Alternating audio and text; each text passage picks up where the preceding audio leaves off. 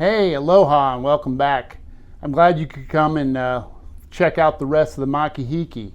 So what we've got in store today, we've got the rum tasting, we've got the silent auction, we've got the Whitco talk with Ken and Heather Pleasant. We also got a tour of the Inferno room, and we'll walk around there and check it out, and plus all the rum tasting and all the music you can handle. And hey, stick around for the end of the show because there's a special bonus feature, and it's the history of the Makahiki. Hey Skip, your drink's almost ready.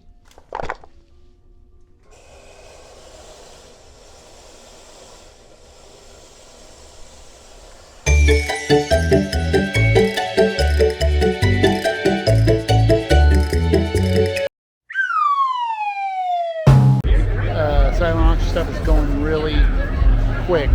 We're down to the last 20 minutes or so and they're lining up. I'll just give you a quick preview.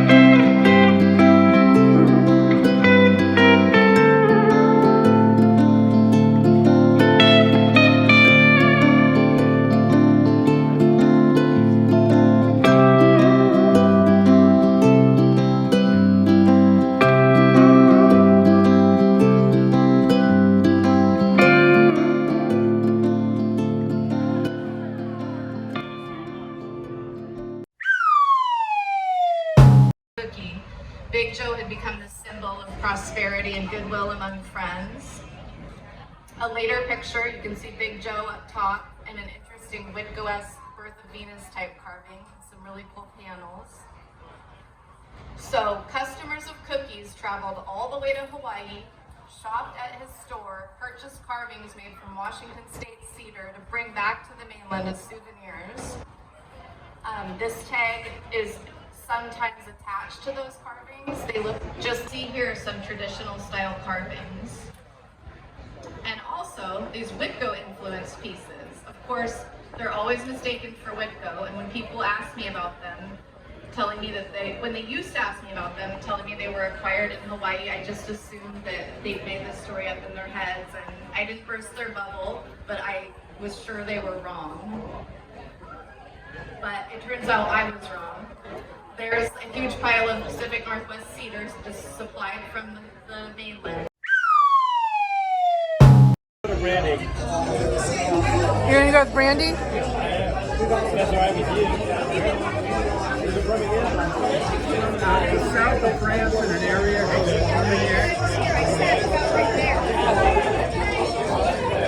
That's pretty close to Slovenia. South of France, no. I think it's like, I'll have the rum. Yep. Serbian blue brandy. Thank you. I would like that. It is brandy, but it is quite a bit different. Yeah. Good to see you, brother. Sorry, didn't mean to interrupt. No, we were talking inside industry baseball bullshit. Okay. Something we're like, all right, Just whatever. brand stuff. Okay, oh, okay, cool. Little wristbands. When you're sweating playing tennis, you gotta wipe it off. Andre Agassi style. Oh, yeah. Maybe Gigi. Remember those battles between him and Agassi? Killer. What happened to tennis? You're right, yeah. One other person. Makes me think of Boris Becker. Boris Becker. What's the other name? If you're a bourbon head, this is for you. Maple, toffee, touch of oak, not overdone. This is super special. This is our Ocho, finished for 3 to 6 months in a rye cask. So, where this is going to be a little bit on the sweeter side, this will be a little bit drier. Some overripe banana, some fennel, some baking spice. I think this would make the most amazing Sazerac. And this is like a killer old fashioned. Okay. You like old fashioned? You like old fashioned? We'll try this guy.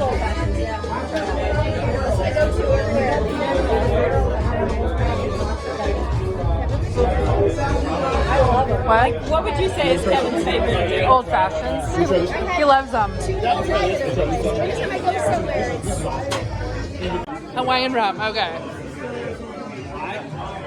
Oh, is this? White gold, coconut, spiced, dark, cacao, coffee. I see you showing off your Spanish. Yeah. Which one do you like the best? Coconut,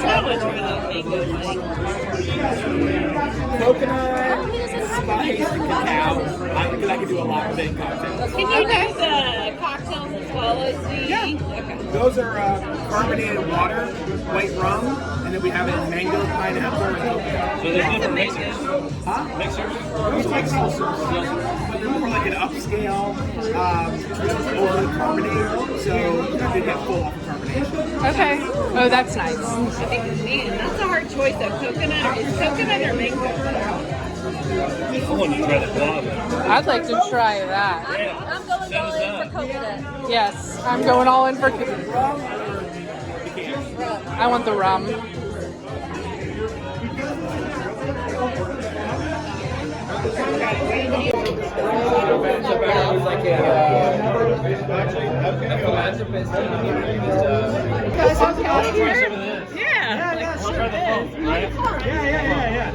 So we're TJ Spirits out of Detroit. First legal distillery in Detroit since Prohibition. Been around 11 years. We know a little something about that. My grandma's from Detroit. Oh, there you go. Yeah. So right on downtown. E-course. dad or mom? I'm not from Downriver. Oh, okay. Everybody from up north says it's downriver. Yeah. Gotcha, gotcha. Everybody says it's downriver. It My is. mom's mom. Oh, I didn't know that. Yeah, my mom this is was our flagship born there and rum. raised there. Yeah, okay. Yeah. So this is our Dr. Bird rum. It's 3 different rums from one of the oldest distilleries in Jamaica. We blend it in Detroit and then we finish it in a muscatel barrel. Muscatel is a sweet dessert wine. Oh. This is 100 proof.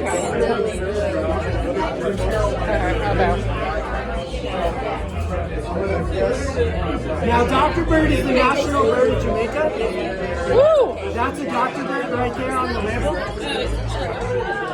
So because we named it after their national bird, it's called Dr. Bird. We want this to look like an old school medicine bottle. Yeah, it does. I mean, success. Now for the pineapple, after it comes out of the muscatel barrel, we take about 12 pineapples, cut nice thick pieces of the fruit, put the fruit on the grill the pineapple, then we put grilled pineapple in this rum for 7 days to macerate. Wow. This is Navy strength, it's 114. We have no added sugar, colors, flavors, or extracts. Because of that, the pineapple is going to be very subtle. If you add some water and mix it into a cocktail, it opens up a lot more. I'm gonna have to sit down after this shot. Yeah. Every pineapple rum.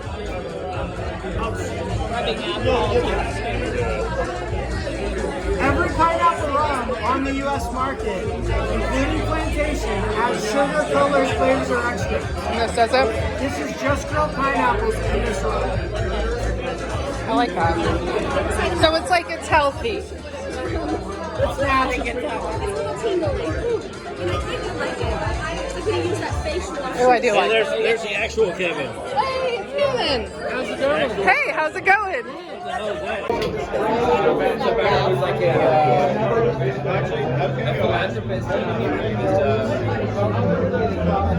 Can I just take one of those? Absolutely. So that's high noon with a little bit of Chinolo on top. Or even if you want to try it by itself as well. Or you can grab a high noon can, take a swig out of it, and then I'll put a shot of Chinolo on top. I love this plan. There you go.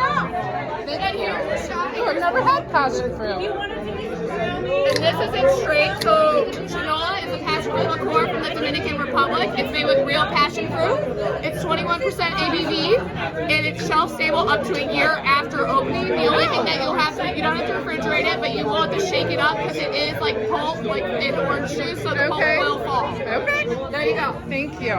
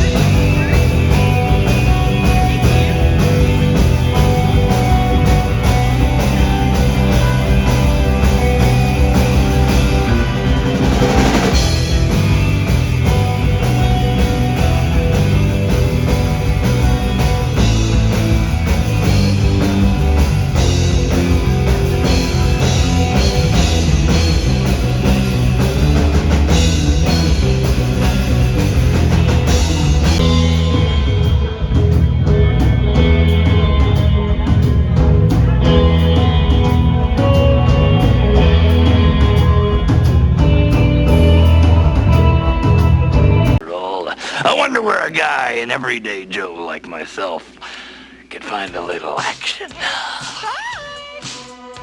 A hooky, hooky, hooky, hooky loud. What a beautiful night for stripping. The classic burlesque way. The tearaway pants are swishing at the Inferno room today.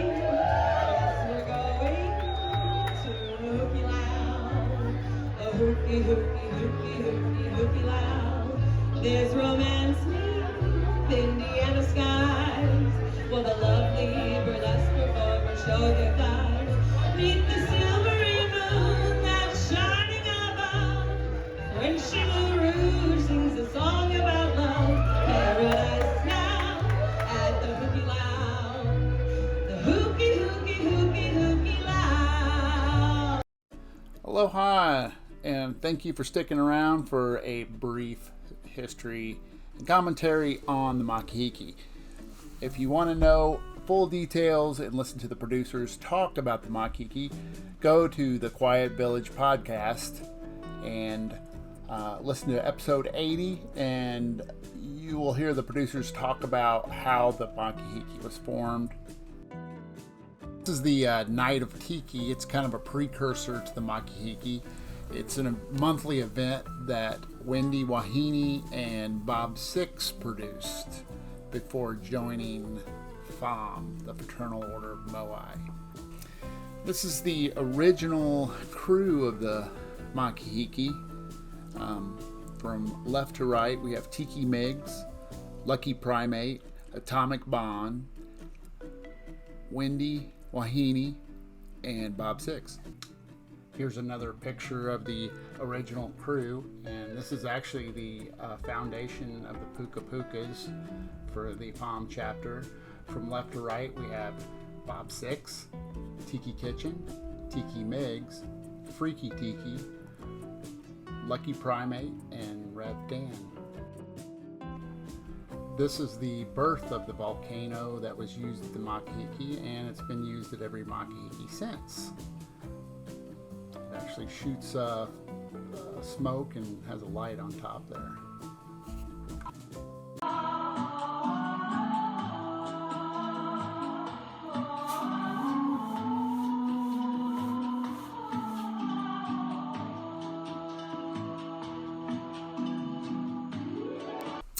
And with the birth of the volcano, we have the birth of the Makahiki. It's the first inaugural event in 2014.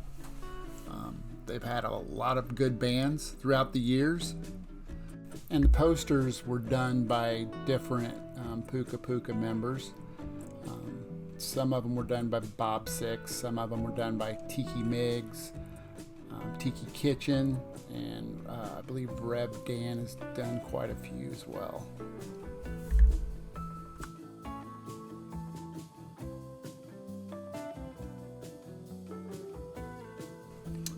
And then we have the menu posters, which is the poster, but on the back side it'll have the drink menu.